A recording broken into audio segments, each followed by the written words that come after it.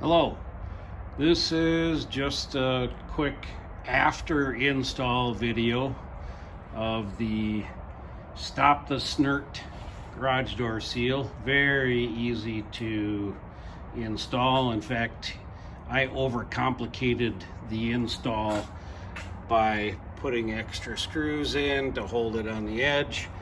I put pencil marks up here. When I figured out what height I needed it at, I started putting pencil marks down the door, and I ran a line of tape the whole way so that I could do this by myself, holding it up tight and against the tape line. I did not have a helper today.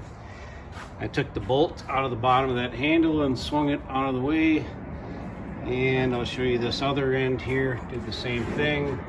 Notched out the, sorry about the plane going overhead, notched out that bracket and axle, and put an extra little screw there in the top to hold it. Now I'll put the door down and I'll show you what it looks like.